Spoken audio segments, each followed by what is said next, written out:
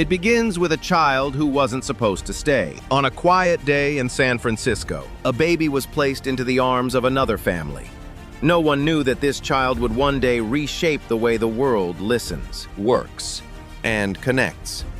But before the fame, before Apple, before the black turtleneck and the stage lights, there was rejection, confusion, and a restless mind that refused to fit in. He would grow up to build one of the most valuable companies in history, only to be pushed out of it. He would fall, disappear, and then return. Not just to reclaim his place, but to reinvent entire industries. Music, phones, computers. Nothing would remain the same after him. But here's the question that lingers. What kind of person changes the world and struggles so deeply within his own life? Was it genius? Was it obsession? Or was it something far more complicated? Something shaped long before success ever arrived? Tonight, we're not just telling the story of success, we're uncovering the story of Steve Jobs, the outsider, the visionary, and the man who turned failure into his greatest advantage. Steve Jobs. He never quite belonged anywhere. Growing up in Mountain View, California, Steve Jobs lived at the edge of something that didn't yet have a name. The area would later be called Silicon Valley. But at the time, it was just a place where engineers built radios in their garages and dreamed about machines no one fully understood yet. For Steve, it felt like home. And yet, he still felt out of place. His father, Paul Jobs, was a machinist. He wasn't a man of theories, but of hands. He built things, fixed things. And most importantly, he taught his son that craftsmanship mattered, even for the parts no one would ever see. That lesson would stay with Steve for life. But school was a different story. Steve didn't fit the system. He questioned authority, resisted structure, and often found himself bored. Not just bored, but restless. He later admitted he had become something of a troublemaker, pulling pranks and pushing boundaries simply because nothing around him felt meaningful enough to hold his attention. Everything changed in 4th grade. A teacher saw something in him that others didn't. Instead of punishing him, she challenged him, sometimes even bribed him to care. And for the first time, Steve responded, that year, something shifted. He discovered the feeling of learning not as an obligation, but as a spark. Still, fitting in remained a struggle. When he skipped a grade and moved into a new school, the isolation only deepened. He was bullied, misunderstood, and eventually pushed his parents to move just so he could start over. They spent their savings to make it happen, a decision that would quietly shape history. Their new home in Los Altos would later become the birthplace of Apple. It was there that Steve met someone who would change everything. Through a mutual friend, he was introduced to a slightly older boy named Steve Wozniak. Woz was brilliant in a way that was pure and technical. Steve was different, intense, curious, and drawn to meaning behind things. Together, they formed a connection that neither had found elsewhere. But even then, Steve remained an outsider. He wasn't fully an engineer, and he wasn't fully an artist. He drifted between worlds, electronics on one side, poetry and literature on the other. While other kids tried to belong to a group, Steve stood alone, observing, questioning, and slowly shaping a perspective that didn't match anyone else's. And maybe that was the point, because the world he would eventually change didn't exist yet either. He wasn't just searching for a career, he was searching for meaning. By the time Steve Jobs left high school, it was already clear that he wouldn't follow a traditional path. College, for most people, was a step toward stability. For Steve, it felt like a constraint. He enrolled at Reed College, one of the most expensive liberal arts schools in the country, but within months, he dropped out. Not because he didn't care, but because he cared too much about the wrong things. Freed from required classes, Steve began to follow his curiosity. He wandered into lectures that interested him, most famously, a calligraphy class. It seemed impractical, even useless at the time, but years later, that single decision would shape the typography of the Macintosh, introducing beautiful fonts to personal computing for the first time. It was one of the earliest signs of something different about him. Steve didn't connect dots forward. He trusted that they would connect later. Around this time, his life took another unexpected turn. Alongside Steve Wozniak, he built and sold devices known as blue boxes, allowing users to make free long-distance calls. It wasn't entirely legal, but it taught them something powerful. Two young outsiders could challenge massive systems and win. That realization would become the foundation of everything that followed. After a brief job at Atari, Steve left the United States for India. He wasn't chasing money or success, he was chasing clarity. For 7 months, he traveled, observed, and immersed himself in a completely different way of thinking, one rooted in intuition rather than logic. When he returned, something had changed. He was thinner, quieter, more focused, but also more intense. Steve began to see the world differently. Technology, to him, wasn't just about function anymore. It was about experience, about simplicity, about stripping things down to their essence. And then came the moment that would change everything. In 1976, inside a modest garage in Los Altos, Steve Jobs and Steve Wozniak decided to build something of their own. Not for corporations, not for governments, for everyday people. The Apple one was simple, almost crude by modern standards, but it carried a radical idea that computers could belong in homes, not just labs. The Apple II took that idea further, and suddenly, what started as a hobby became a company. And then, it became a movement. Investors came in. Orders grew. The small garage operation transformed into Apple Computer. By 1980, the company went public. And overnight, Steve Jobs became one of the youngest self-made millionaires in America. But success came with a cost. Behind the scenes, relationships strained. His intensity, his perfectionism, and his refusal to compromise began to shape not only the products, but the people around him. And the higher he climbed, the more fragile everything became. Success didn't break him, power did. By the early 1980s, Steve Jobs was no longer just a young innovator in a garage. He was the face of Apple, a company that had gone public, made millions, and challenged giants like IBM. But inside the company, something was shifting. The Macintosh was supposed to change everything, and in many ways, it did.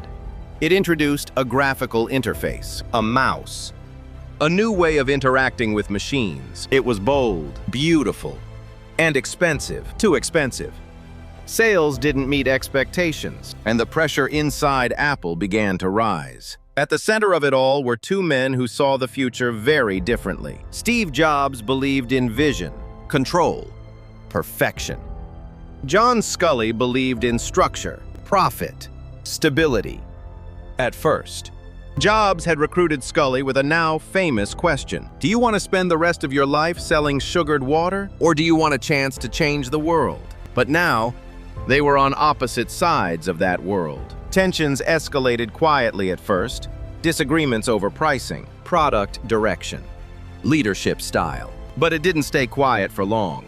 Jobs' intensity, which once fueled innovation, began to fracture teams. Employees felt pressured, sometimes intimidated. The board began to worry. Then came the breaking point. In 1985, after a power struggle that unfolded behind closed doors, the board forced a decision. Jobs tried to regain control while Sculley was away, but the plan was exposed. A meeting was called, and in that room, everything changed. The board sided with Sculley. Steve Jobs, the co-founder, the visionary, the driving force behind Apple, was stripped of his power. He was pushed out of the very company he had built. Just like that. He was 30 years old. He later described it as devastating, publicly humiliating. The center of his life had been taken away. For a while, he didn't know what to do next. But something unexpected happened. The weight of success, the expectations, the pressure, the constant battle was gone. And in that emptiness, something new began to form. He wasn't finished, not even close. Because what looked like the end of Steve Jobs' story was actually the beginning of who he would become. Being pushed out of Apple didn't destroy him, it rebuilt him. After leaving the company he had created, Steve Jobs stepped into a strange kind of freedom. There was no board watching him, no expectations to meet, no legacy to protect. For the first time in years, he could start again, so he did. He founded a new company called Next. The goal was ambitious: build the most advanced computer for education and research. And in many ways, he succeeded. The machines were powerful, elegant, and ahead of their time. But they were also too expensive. Next struggled commercially. It burned through money, missed expectations, and never became the breakthrough Jobs had imagined years earlier. That kind of failure might have broken him. This time, it didn't. Because while Next failed as a business, it succeeded in something far more important. It reshaped Steve Jobs. He became more patient, more focused, less impulsive. The sharp edges of his personality didn't disappear, but they began to refine. And then, almost quietly, came another move that would change everything. Jobs purchased a small graphics division from Lucasfilm. It wasn't seen as a major play at the time, but under his ownership, that company, Pixar, would go on to create Toy Story, the first fully computer-animated feature film. It was a massive success. Pixar didn't just prove Jobs right. It showed the world that his instincts extended far beyond computers. He understood storytelling, emotion, and what people truly connected with. And while he was building all of this, Apple was struggling. The company had lost direction. Products were confusing. Innovation had slowed. The identity that once made Apple special was fading. So in 1996, something unexpected happened. Apple bought Next. And just like that, Steve Jobs came back, at first only as an advisor, then as interim CEO, and finally as the leader once again. But this time, he was different. He cut products, simplified focus, rebuilt the company from the inside out. And then, he introduced something bold, colorful, and unmistakably new. The iMac. It wasn't just a product, it was a signal. Apple was back. And so was Steve Jobs. In the end, it wasn't just about products. It was about changing how people lived. After his return, Steve Jobs didn't just save Apple.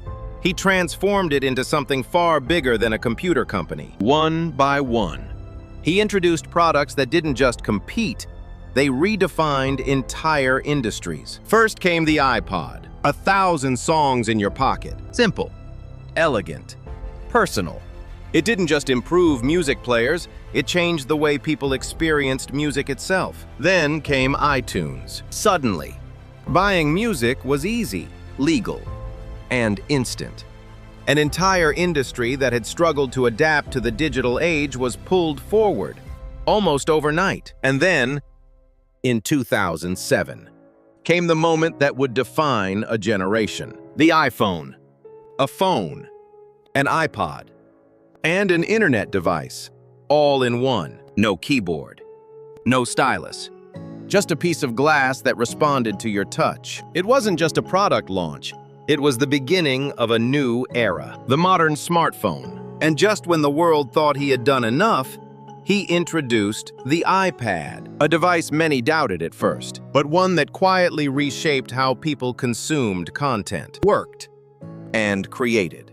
Behind all of this success, however, was a quieter, more personal battle. In 2003, Steve Jobs was diagnosed with cancer. For years, he fought it in his own way, sometimes resisting traditional treatment, sometimes stepping back from the company he loved. And yet, even as his health declined, he continued to show up, on stage, in meetings, in the details, still refining, still pushing, still caring deeply about every product. In 2011, he made the decision he had always promised he would make. He stepped down as CEO of Apple, not because he wanted to, but because he knew it was time. 6 weeks later, surrounded by his family, Steve Jobs passed away. He was 56, but what he left behind cannot be measured in years. It lives in the devices people use every day, in the way technology feels simple, human, and intuitive. In the idea that great products are not just built, they are crafted. And perhaps most importantly, in the belief that even after failure, even after loss, it is still possible to return and create something that changes the world. So now the question is yours. Do you think Steve Jobs was a genius or a man shaped by his struggles? Maybe he was both. And maybe that's exactly what made him unforgettable.